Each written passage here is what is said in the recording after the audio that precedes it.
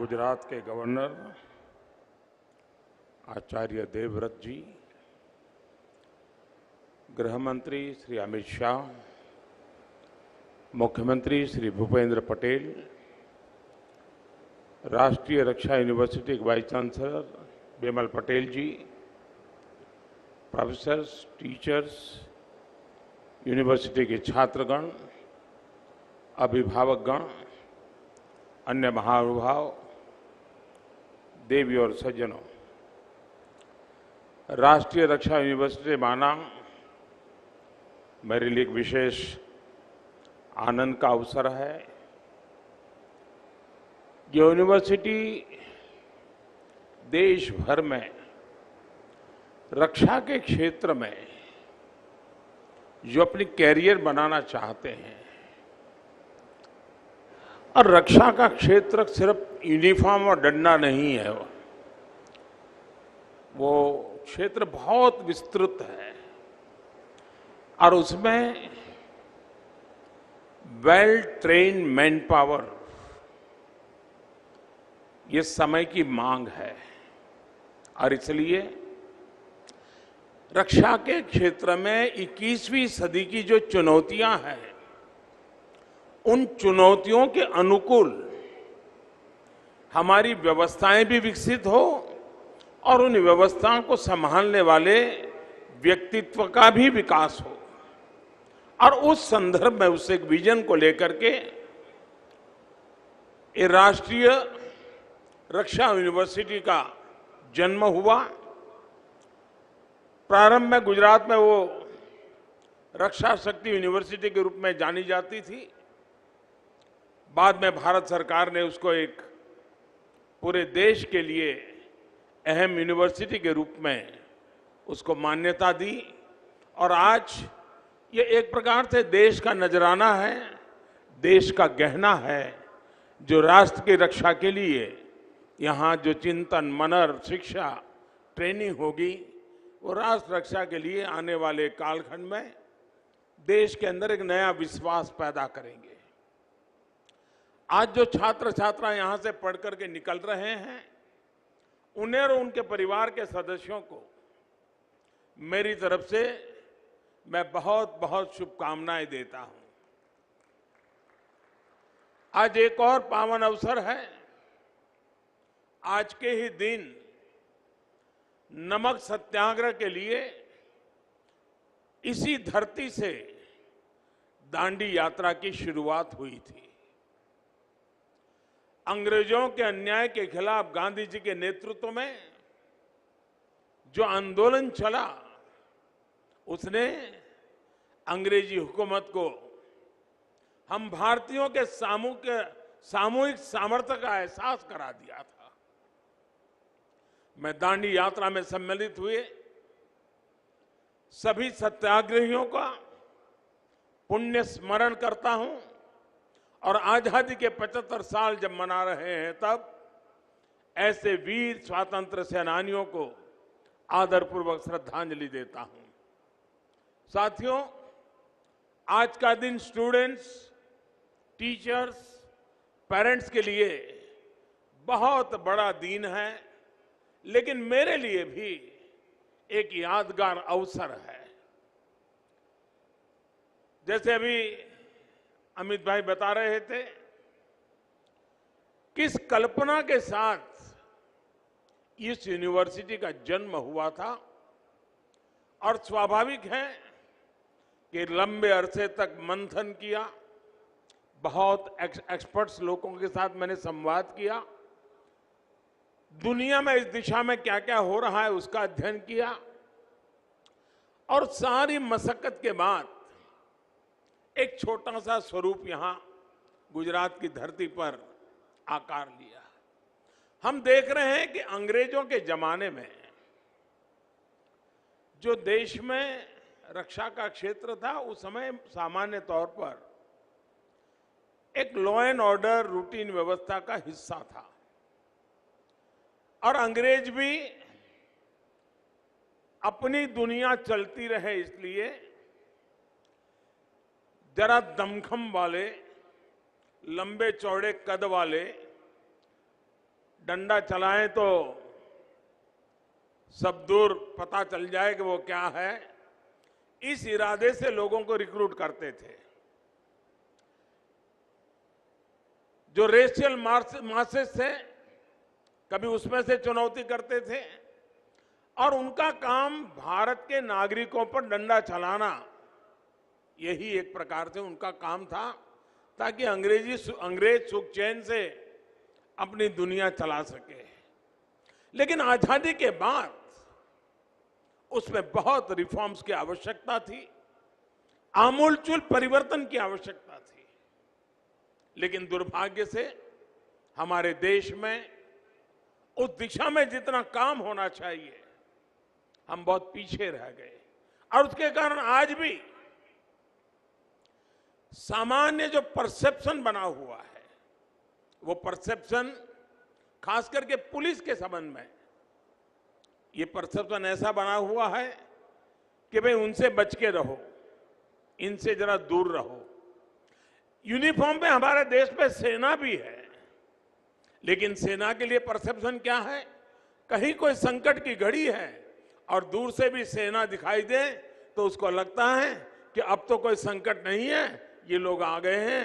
एक अलग परसेप्शन है और इसलिए भारत में ऐसे मैन पावर को सुरक्षा क्षेत्र में तैयार करके लाना बहुत जरूरी है, जो सामान्य मानवी के मन में एक मित्रता की अनुभूति करे, एक विश्वास की अनुभूति करे।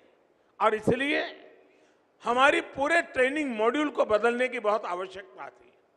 उसी गहन चिंतन में से भारत में पहली बार इस प्रकार का प्रयोग हुआ था, जो आज विस्तार होते होते राष्ट्रीय रक्षा यूनिवर्सिटी के रूप में आपके सामने प्रस्तुत है। कभी कभी लगता था कि रक्षा मतलब यूनिफॉर्म है, पावर है, हाथ में डंडा है, पिस्तौल है। आज वो जमाना चला गया है। आज रक्षा का क्षेत्र उसने अनेक रंग रूप ले लिए हैं, अनेक चुनौतियां पैदा हो गई हैं। पहले के समय कहीं एक जगह पे घटना होती थी तो उसकी खबर गांव के दूसरे कोने में पहुंचते पहुंचते भी घंटे लग जाते थे और दूसरे गांव में पहुंचते पहुंचते तो दिन लग जाते थे और पूरे राज्य में पहुंचते पहुंचते 24 घंटे 48 घंटे लग जाते थे। और उस दरमियान पुलिस बेड़ा अपनी व्यवस्थाएं कर लेता था, चीजों को संभाल पाता था। आज तेज गति से चल फ्रिक्शन ऑफ सेकंड में जब कम्युनिकेशन होता है, चीजें फैल जाती हैं। ऐसे समय किसी एक जगह से व्यवस्थाओं को संभाल करके आगे बढ़ना ये संभव नहीं रहा है। और इसलिए हर इकाई में एक्सपर्टाइज चाहिए, हर इकाई में सामर्थ्य चाहिए, हर इकाई में उस प्रकार के बल चाहिए, तब जाकर के हम स्थितियों को संभाल सकते हैं। और इसलिए संख्या बल से ज्यादा ट्रेन मैन पावर, जो हर चीजों को संभाल सके, जो टेक्नोलॉजी को भी जानता हो, जो टेक्नोलॉजी को भी फॉलो करता हो, जो ह्यूमन साइकी भी जानता हो, जो यंग जनरेशन है उसके साथ डायलॉग करने के तौर तरीके जानता हो। कभी कभी कभार बड़े बड़े आंदोलन होते हैं तो उन लीडर्स के साथ डील करना होता है और नेगोशिएशन की कैपेसिटी चाहिए। अगर ट्रेन मैन पावर सुरक्षा के क्षेत्र में नहीं है तो अपना नेगोशिएशन की कैपेसिटी गंवा देता है और उसके कारण बनी हुई बाजी आखिरी मौके पर कभी कभी बिगड़ जाती है, एक आध शब्द के कारण बिगड़ जाती है। कहने का मेरा तात्पर्य यह है कि लोकतंत्र व्यवस्थाओं के अंदर जनता जनार्दन को सर्वोपरि मानते हुए समाज को द्रोह करने वाले जो एलिमेंट्स होते हैं उनके साथ सख्ताई और समाज के प्रति नरमाई, इस मूल मंत्र को लेकर के हमें एक ऐसा ह्यूमन रिसोर्सेज डेवलप करने होंगे। अब हम देखते हैं दुनिया के कई देशों में पुलिस के संबंध में बहुत अच्छी छवि की खबरें आते रहती हैं। हमारे देश का दुर्भाग्य है, फिल्म बनेगी तो उसमें सबसे भद्दा चित्रण किसी का किया जाता है तो पुलिस वाले का किया जाता है।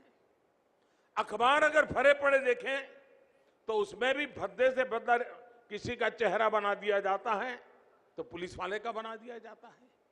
और उसके कारण समाज में जिस प्रकार की सच्चाई पहुंचनी चाहिए, इन दिनों सोशल मीडिया के कारण हमने कोरोना कालखंड में देखा, यूनिफॉर्म में, पुलिस के यूनिफॉर्म में काम करने वाले लोग, उनकी कई वीडियो बहुत वायरल हुई। कोई पुलिस वाला रात को निकलता है, कोई भूखा है उसको खाना खिला रहा है, किसी के घर में लॉकडाउन के कारण दवाइयां नहीं है तो पुलिस के लोग दो मोटरसाइकिल पे जाकर के उनको दवाई पहुंचाते हैं। एक मानवीय चेहरा, पुलिस का मानवीय चेहरा इस कोरोना कालखंड के अंदर जन सामान्य के मन में उभर रहा था। लेकिन फिर वो चीजें ठहर गई।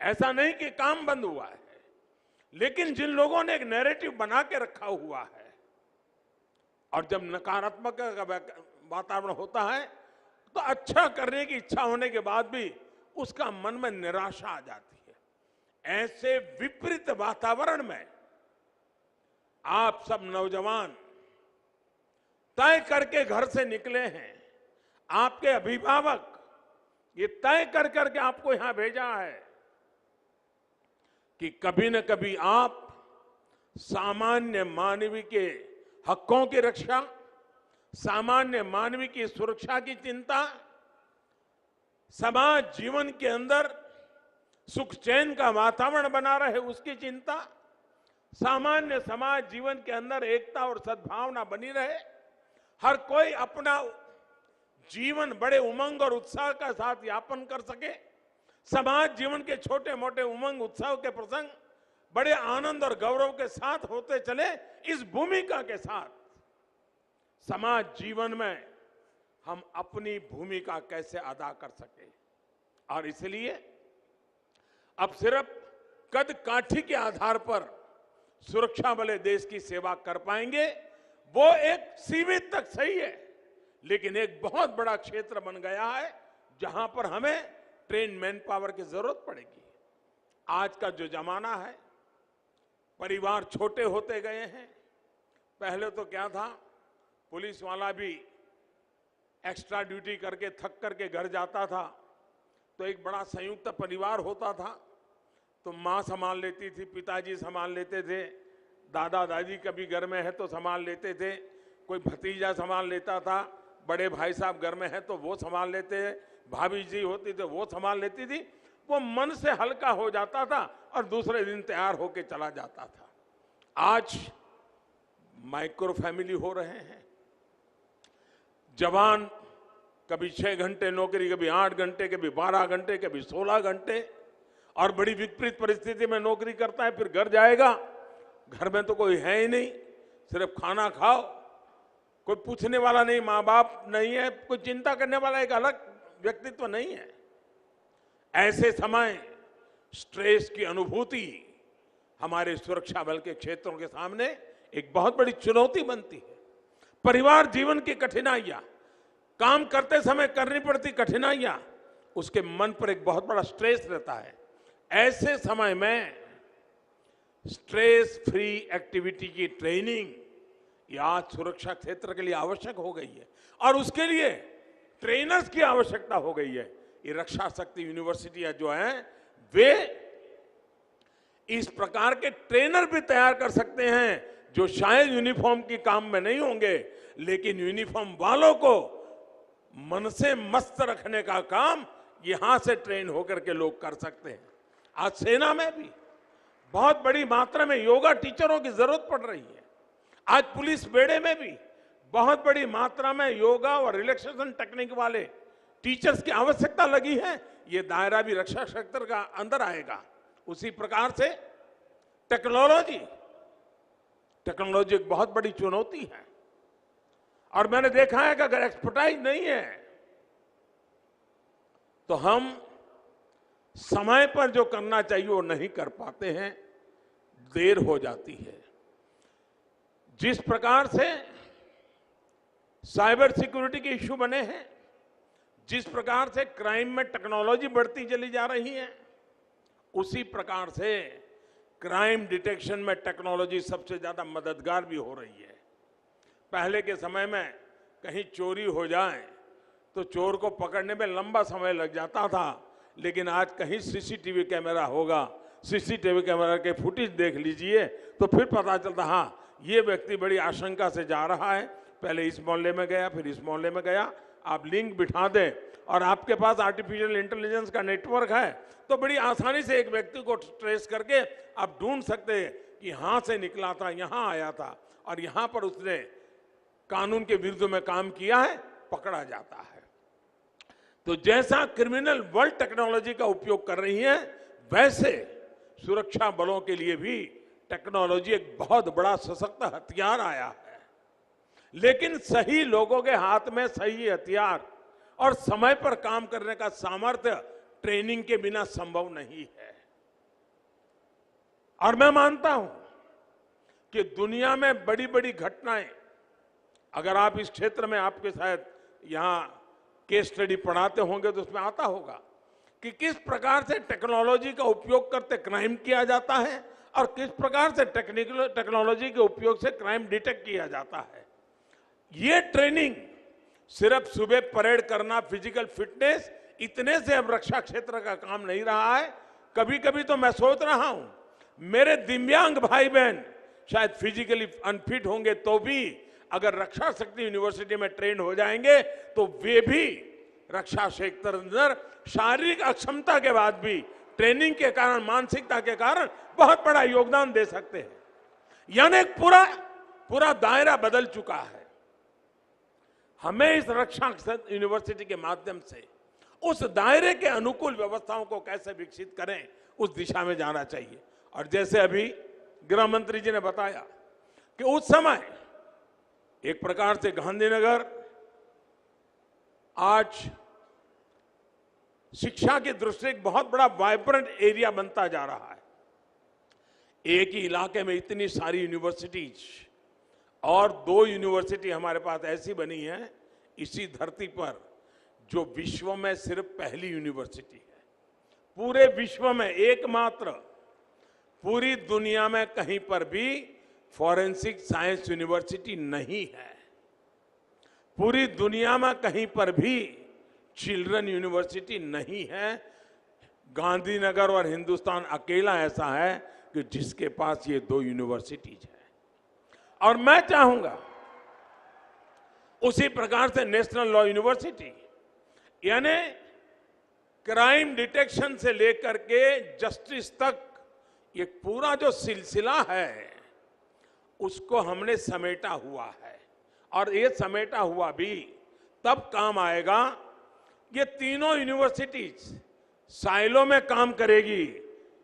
राष्ट्रीय रक्षा यूनिवर्सिटी अपनी दुनिया चलाए, फॉरेंसिक साइंस यूनिवर्सिटी अपनी दुनिया चलाए, नेशनल लॉ यूनिवर्सिटी अपनी दुनिया चलाए, तो जो परिणाम मुझे लाना है वो परिणाम नहीं आ सकता है। और इसलिए मैं आज जब आपके बीच में आया हूं, यूनिवर्सिटी को चलाने लोग यहां बैठे हुए हैं, तब मेरा आग्रह रहेगा क्या साल में हर 3 महीने के बाद इन तीनों यूनिवर्सिटी के स्टूडेंट्स का, फैकल्टीज का कॉमन सिंपोजियम हो सकते हैं क्या, जो तीनों पहलुओं की चर्चा करें और रक्षा के और संवर्धन करने के लिए एक नए मॉडल लेकर के आए। फॉरेंसिक साइंस जस्टिस के लिए कैसे काम आएगा, वो नेशनल लॉ यूनिवर्सिटी के बच्चों को पढ़ना पड़ेगा। क्राइम डिटेक्शन वाले लोगों को देखना होगा किस धारा के अंदर किस कलम को मैं कैसे ले जाऊंगा, मैं साक्ष्य कैसे लेके जाऊंगा, ताकि फॉरेंसिक साइंस यूनिवर्सिटी से मुझे टेक्निकल सपोर्ट मिल जाएगा और नेशनल लॉ यूनिवर्सिटी से मुझे कानूनी सपोर्ट मिल जाएगा और मैं क्रिमिनल को न्याय दिला करके रहूंगा और मैं देश को सुरक्षित कर पाऊंगा। और तब जाकर के जब न्याय तंत्र समय पर न्याय दे पाता है और गुनहगारों को सजा देता है तो गुनहगारों में भय का माहौल बन जाता है। मैं तो रक्षा शक्ति यूनिवर्सिटी में ये भी चाहूंगा कि वहां ऐसे लोग भी तैयार हो जो जेल की व्यवस्थाओं के संबंध में उनकी मास्टरी हो।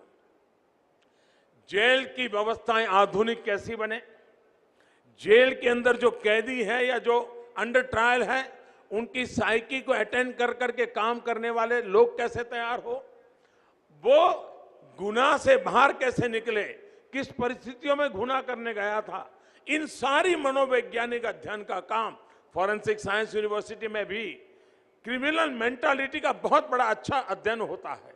रक्षा शक्ति यूनिवर्सिटी में भी उसका एक पहलू होता होगा।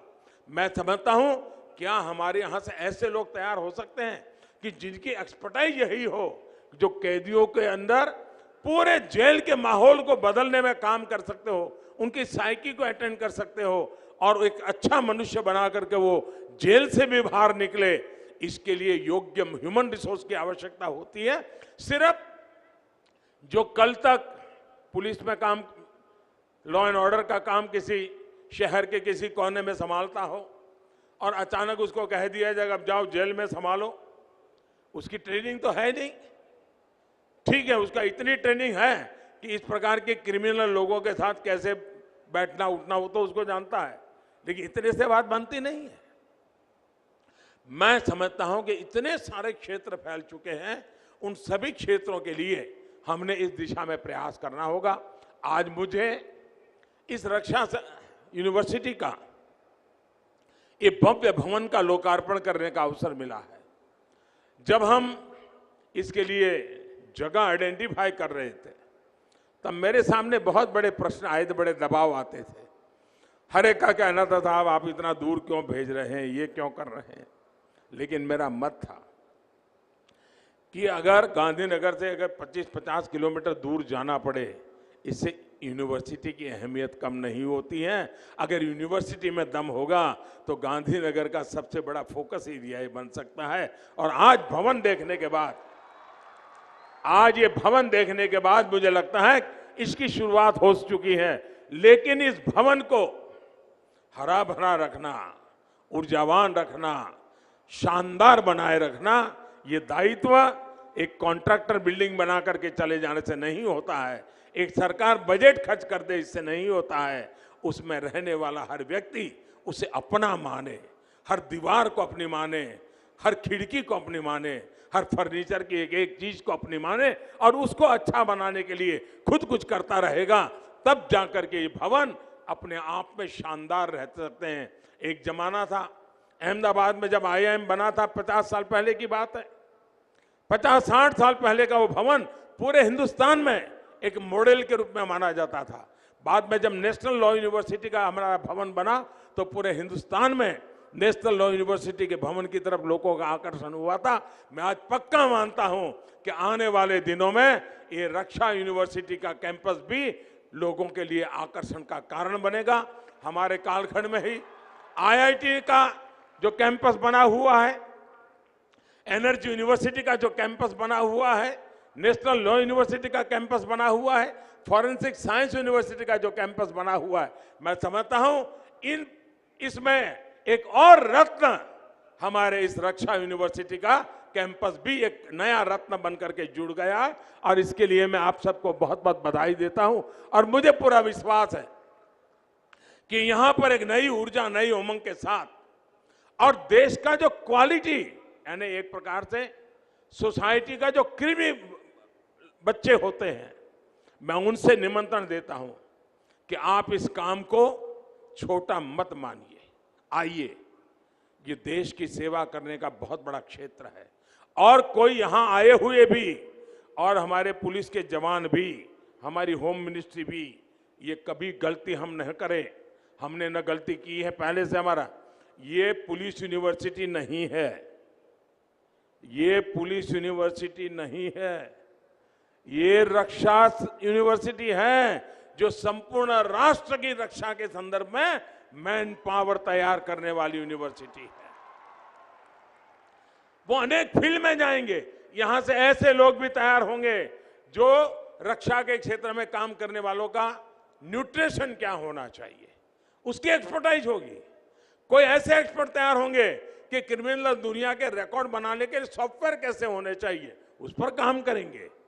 जरूरी नहीं कि उसको यूनिफॉर्म पहनने की नौबत आए, लेकिन वो यूनिफॉर्म की साइकी जानता है, काम कोई भी करता है वो मिलकर के अच्छा परिणाम दे सकते हैं। इस भावना के साथ आज इस यूनिवर्सिटी का हम प्रगति की दिशा में आगे बढ़ रहे हैं।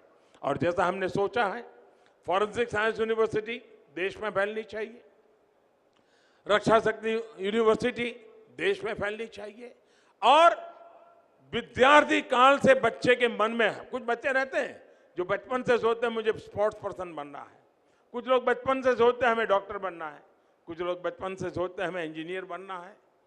ये एक क्षेत्र है, भले आज एक तबका है जो आज भी नकारात्मकता का वातावरण यूनिफॉर्म के प्रति बना हुआ है, लेकिन हम अपने कर्तव्य से, अपने कठोर परिश्रम से और अपने मानवीय मूल्यों की इज्जत करते हुए काम करेंगे। तो मुझे पक्का विश्वास है कि जो परसेप्शन बना हुआ है उसको बदल करके सामान्य मानवीय में विश्वास जताने का काम हमारी ये यूनिफॉर्म फोर्स कर सकते हैं। और जब यूनिफॉर्म फोर्स करता हूं तब सरकारी दायरे में काम करने वाले, पट्टा और टोपी लगाने वाले की बात में सिर्फ सीमा नहीं करता हूं। आज प्राइवेट सिक्योरिटी भी बहुत बड़ी मात्रा में बढ़ रही है, बहुत बड़ी मात्रा में प्राइवेट सिक्योरिटी का क्षेत्र बना हुआ है। और मैंने देखा है कई स्टार्टअप डेवलप हो रहे हैं जो सिर्फ रक्षा के क्षेत्र में काम कर रहे हैं। आपकी ये ट्रेनिंग ऐसे नए नए स्टार्टअप की दुनिया में आने के लिए भी आपको निमंत्रण देती है। मुझे विश्वास है कि आप जैसे साथी, मेरे नौजवान साथी, देश की रक्षा को प्राथमिकता देते हुए जब आगे आ रहे हैं, तब एक और बड़ा क्षेत्र है जिसको हमने समझना होगा। जैसे मैंने शुरू में कहा कि नेगोशिएशंस की एक आर्ट होती है, जब ट्रेनिंग होती है तब जाकर के अच्छे नेगोशिएटर बनते हैं, और जब नेगोशिएटर बनते हैं तो ग्लोबल लेवल पे काम आते हैं। धीरे धीरे आप प्रगति कर करके ग्लोबल लेवल के नेगोशिएटर बन सकते हैं, और मैं मानता हूं ये भी समाज जीवन के अंदर बहुत बड़ी आवश्यकता है। उसी प्रकार से मॉब साइकोलॉजी, क्राउड साइकोलॉजी, इसको अगर आपने साइंटिफिक तरीके से अध्ययन नहीं किया है तो आप उसको हैंडल नहीं कर सकते हैं। रक्षा यूनिवर्सिटी के माध्यम से हम उस प्रकार के लोगों को तैयार करना चाहते हैं कि जो इस प्रकार के कब हालात में भी चीजों को संभालने का सामर्थ्य रखे। हमें देश की रक्षा के लिए डेडिकेटेड वर्कफोर्स हर स्तर पर तैयार करना होगा। मुझे आशा है कि हम सब मिलकर के उस दिशा में प्रयास करेंगे। मैं आज जिन विद्यार्थी को अपनी पढ़ाई पूरी कर करके जाने का अवसर मिला है, मैं उनको भी अनेक अनेक शुभकामनाएं देता हूं। लेकिन मैं उनको कहना चाहूंगा, हो सकता है आते समय आपके मन में विचार आया हो कि यार एक बार यूनिफॉर्म पहन लिया ना, फिर तो सारी दुनिया मुट्ठी में है। ये गलती मत करना दोस्तों। ये यूनिफॉर्म की इज्जत बढ़ाने वाला काम नहीं होता है। यूनिफॉर्म की इज्जत बढ़ती है, उसके भीतर मानवता जिंदा होती है। यूनिफॉर्म की हिम्मत बढ़ती है जब उसके अंदर करुणा का भाव होता है। यूनिफॉर्म की कीमत तब बढ़ती है जब माताओं, बहनों, दलित, पीड़ित, शोषित, वंचित के लिए कुछ कर गुजरने की आकांक्षाएं भीतर जगती है, तब जाकर के यूनिफॉर्म की ताकत बढ़ती है। और इसलिए मेरे साथियों, आपके जीवन में यूनिफॉर्म तो आने ही वाला है, किसी न किसी रूप में आने वाला है, क्योंकि आप इस क्षेत्र से जा रहे हैं। तब मानवता के उन मूल्यों को जीवन में सर्वोपरि मान करके हमें जाना है।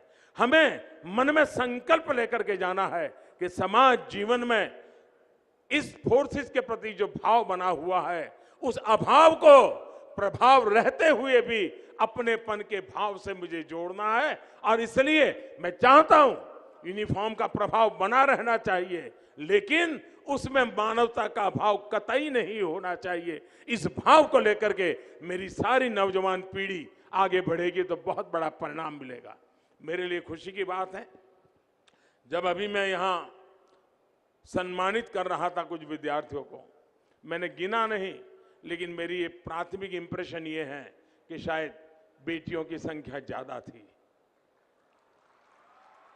इसका मतलब ये हुआ, जैसे रक्षा क्षेत्र में आज हमारी बेटियां इन दिनों पूरे देश में पुलिस बेड़े में बहुत बड़ी तादाद में हमारी यहां बेटियों का स्थान बना हुआ है, बहुत बड़ी मात्रा में बेटियां हमारी आ रही है। इतना ही नहीं, सेना में बहुत बड़े पदों पर आज हमारी बेटियां आगे बढ़ रही हैं। उसी प्रकार से एनसीसी, मैंने देखा है कि एनसीसी के कैडेट में भी बहुत बड़ी मात्रा में बेटियां आ रही हैं। आज भारत सरकार ने एनसीसी का भी व्याप बहुत बढ़ा दिया है, अनेक गुना बढ़ा दिया है। और सीमावर्ती जो स्कूल्स हैं, कभी कभी आप भी एक एनसीसी के रूप में भी स्कूलों में भी धीरे धीरे डेवलप हो सकते हैं। आप स्कूलों के एनसीसी को भी संभालने में बहुत बड़ा योगदान दे सकते हैं। उसी प्रकार से जो सैनिक स्कूल है, उन सैनिक स्कूलों में भी बेटियों के प्रवेश का एक बहुत बड़ा निर्णय भारत सरकार ने किया है। तो हमारी जो बेटियों की शक्ति है, और हमने देखा है जीवन का कोई क्षेत्र ऐसा नहीं है जिसके अंदर प्रभावी भूमिका हमारी बेटियां न करती हो। चाहे ओलंपिक में विक्ट्री प्राप्त करने आना हो तो उसमें भी मेरी बेटियां ज्यादा है। साइंस के क्षेत्र में देखो तो हमारी बेटियां ज्यादा है। उसी प्रकार से शिक्षा के क्षेत्र में देखो हमारी बेटियां ज्यादा है। सुरक्षा के क्षेत्र में भी जब हमारी बेटियों का प्रभुत्व भी उतना ही भागीदारी वाली होगा, मुझे पूरा विश्वास है कि मेरे देश की माताओं बहनों को सुरक्षा का एहसास होगा। और इस भाव को लेकर के, उस भूमिका को लेकर के आप सब आगे आए। एक बहुत बड़ा इनिशिएटिव जब हमने लिया है, उस इनिशिएटिव को सफल बनाने का काम पहली बैच का ज्यादा होता है। एक यूनिवर्सिटी कितना बड़ा परिवर्तन ला सकती है, एक ह्यूमन रिसोर्स डेवलपमेंट की इंस्टीट्यूट कितना बड़ा परिवर्तन ला सकती है। गुजरात की धरती की दो घटनाएं मैं आपके सामने रखना चाहूंगा। बहुत समय पहले, और उस समय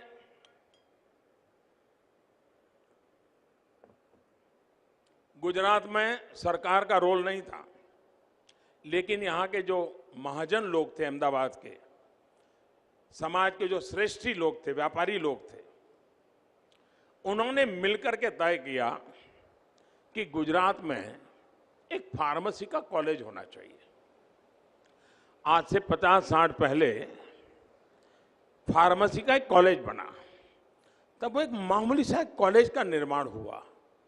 लेकिन आज फार्मास्यूटिकल इंडस्ट्री में अगर गुजरात लीड करता है तो उसका मूल, वो जो एक छोटी सी फार्मेसी कॉलेज बनी थी, उसमें से जो लड़के तैयार हुए थे, आगे चल करके गुजरात फार्मास्यूटिकल इंडस्ट्री का बहुत बड़ा हब बन गया। और वही फार्मा आज दुनिया का, कोरोना के बाद दुनिया के माना है कि हिंदुस्तान फार्मा का हब है। ये काम एक छोटी सी कॉलेज से शुरू हुआ था। उसी प्रकार से अहमदाबाद IIM, वो यूनिवर्सिटी नहीं है, वो डिग्री कोर्स नहीं है, कोई यूनिवर्सिटी की सैंक्शन नहीं है, एक सर्टिफिकेट कोर्स है। जब प्रारंभ हुआ तो लोग शायद सोचते होंगे ये 6-8 महीने 12 महीने का सर्टिफिकेट कोर्स से जिंदगी में क्या होगा। लेकिन IIM ने एक ऐसी प्रतिष्ठा बनाई, आज जितने दुनिया में बड़े बड़े CEOs हैं, कोई न कोई IIM से गुजरा हुआ है। दोस्तों, एक यूनिवर्सिटी क्या कर सकती है, मैं वो सपना इस रक्षा यूनिवर्सिटी में देख रहा हूं, जो हिंदुस्तान के पूरे रक्षा के क्षेत्र के चित्र को बदल देगा, रक्षा की सोच को बदल देगा और रक्षा के अंदर आने वाले हमारी युवा पीढ़ी के लिए नए परिणाम ला करके रहेगा। इस पूरे विश्वास के साथ पहली पीढ़ी का जिम्मेदारी ज्यादा होती है, फर्स्ट कॉन्वोकेशन वालों की जिम्मेदारी और अधिक बन जाती है। और इसलिए मैं फर्स्ट कॉन्वोकेशन के अंदर जिन लोगों को आज यहां से विदाई मिल रही है, मैं कहता हूं, आप यहां जो कुछ भी पाया है उसको जीवन भर अपना मंत्र बना करके आप देश में इस रक्षा यूनिवर्सिटी की प्रतिष्ठा बढ़ाइए। इस क्षेत्र में आगे आने के लिए होनहार नौजवानों को प्रेरित कीजिए, बेटे बेटियों को प्रेरित कीजिए। आपके जीवन से प्रेरित होंगे, बहुत बड़ी भूमिका आप समाज जीवन में अदा कर सकते हैं अगर उस काम को आप करेंगे। मुझे विश्वास है कि आजादी के अमृत महोत्सव में एक ऐसी यात्रा का आरंभ हुआ है, जब देश आजादी का 100 साल मनाएगा, तब रक्षा क्षेत्र की पहचान अलग होगी, रक्षा क्षेत्र के लोगों की तरफ देखने का नजरिया बदल गया होगा और देश का सामान्य से सामान्य नागरिक, चाहे वो सीमा पर प्रहरी होगा या आपके मोहल्ले गली के प्रहरी होगा, एक भाव से देखते होंगे और देश की रक्षा के लिए समाज और व्यवस्था दोनों मिलकर के काम करते होंगे। जब देश आजादी के 100 साल मनाएगा तब उस ताकत के साथ हम खड़े होंगे। इसी विश्वास के साथ मैं सभी नौजवानों को अनेक अनेक शुभकामनाएं देता हूं, उनके परिवारजनों को बहुत बहुत शुभकामनाएं देता हूं। बहुत बहुत धन्यवाद। Thank you, Honorable Prime Minister.